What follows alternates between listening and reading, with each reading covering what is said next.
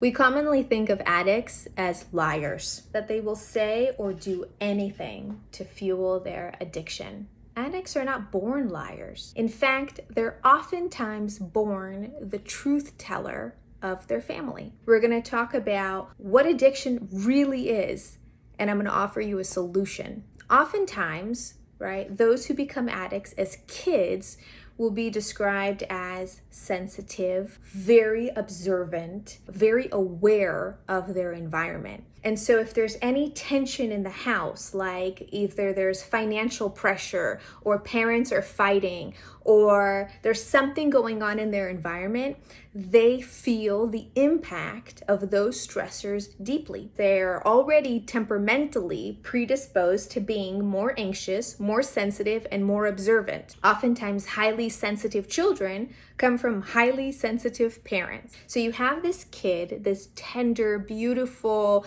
anxious, sensitive, observant kid who is noticing a lot of different things happening in the family that create stress and tension, and they feel the stress and tension. So they feel on edge. They have big feelings that they don't know what to do with. What we learn is that those kids have their emotions invalidated, that though they have these big feelings, but they get the message from their parents that there's something wrong with having big feelings, that those feelings are bad, those feelings are shameful, those feelings are scary, and that you're not supposed to actually express those feelings. There's some things that parents do that indirectly invalidate their kids' emotions. If your kid is crying a lot or very anxious, saying things like, "You're just too sensitive, you're too anxious, you gotta toughen up," or "What's gonna happen with you? I don't know if you're gonna be okay, you're too weak." Those kinds of messages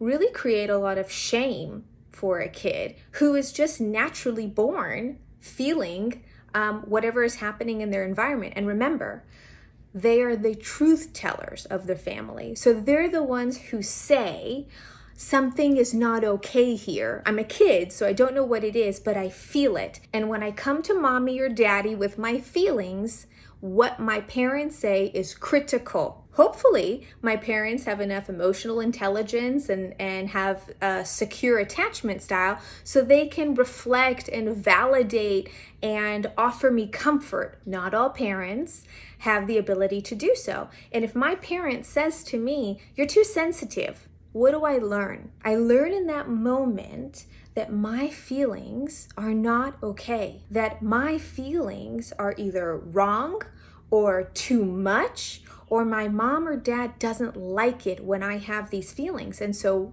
what do? We pretend. As kids, we learn to pretend. We pretend to be whoever we need to be to maintain a connection to our parents. We're biologically wired to do so.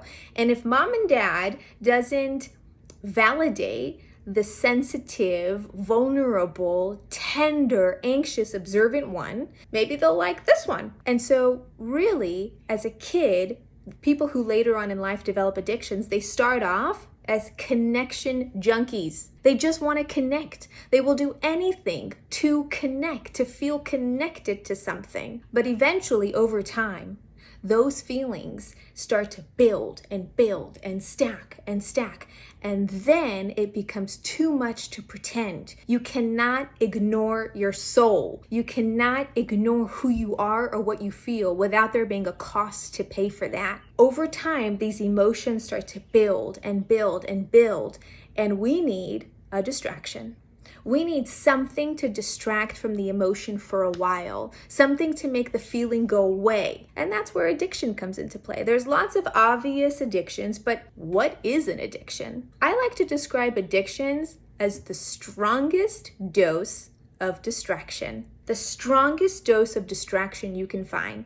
Distraction from, of course, unpleasant emotions. There's different doses of distraction. So a mild distraction might be sleeping, procrastinating, lying, saying I'm fine, pretending. And when you do those forms of distraction, your feelings, they shut off for a little bit. And then there's stronger and stronger doses of distraction, like drugs, alcohol, smoking, sex, chronic dieting, an obsession with losing weight, food addiction, shopping addiction, gambling, achievement addicts. All of those are ways of distracting from your emotions. Let's say you do come from a house where your parents don't know how to validate emotion. Maybe their parents didn't know how to validate emotion. The solution is to learn to do something that you were never taught. Learn to make the choice to deal with unpleasant emotions. Those gut-wrenching, hard to handle, tough pills as well, those uncomfortable emotions, you have to learn how to not run away from them, not stuff them down or push them away. Learn how to embrace them. There's 8 major unpleasant emotions: shame, helplessness, anger, vulnerability, embarrassment, disappointment, and frustration. People tend to avoid these emotions, but you want to work towards being able to tolerate them. How do you do that? By staying present. Yuck. Emotions do not start off feeling like emotions. You know you're about to have an unpleasant emotion because you feel it physically first. You start feeling emotions as physical sensations, and then they morph into emotions. I might feel nauseous. I might feel tension. I might feel a tingly sensation. I might feel hot and sweaty, right? Before I'm even aware that an emotion is coming consciously. But subconsciously, if I'm an addict, that will trigger me to want to distract. As soon as my body tells me an emotion is coming, I'm going to act. I'm going to do something to make the emotion never come up. The thing about practicing tolerating unpleasant emotions is it's kind of like recovering from frostbite. First, you feel a tingly sensation, and then you feel the daggers, the pain of defrosting, really. And then eventually life comes back. Life comes back into your body and you become who you are again. But it takes time. And tolerating emotions is similar to that. How do you tolerate difficult emotions? You make a choice to stay present. You breathe in. You breathe in when you feel the physical sensation and when you're aware of it, and you breathe out. And you try to be very mindful, very aware, very present about what you're feeling.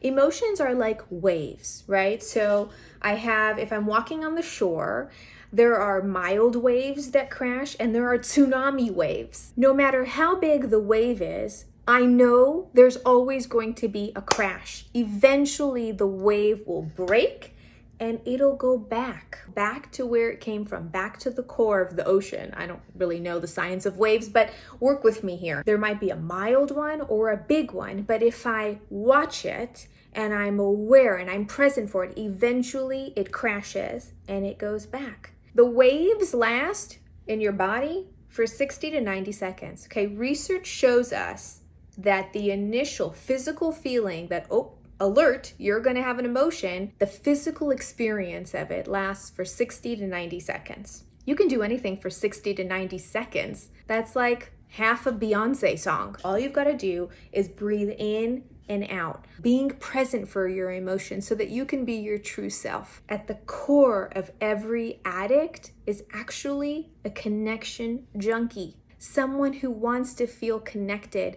but didn't get the message that they could get connection as their true self. That's why treatment is a magical place. They get the thing that they didn't really get at home. You're safe, you're worthy, your feelings are meaningful, they're important, let's talk about it. Oftentimes, that's the first place where you start to heal those wounds. And you no longer need a distraction, which means you no longer need your addiction. And that's what recovery is. I hope this helps. The next video I'm going to make is about how to validate your child's emotions, because parents honestly don't know, and that's not your fault. So I'm going to teach you how.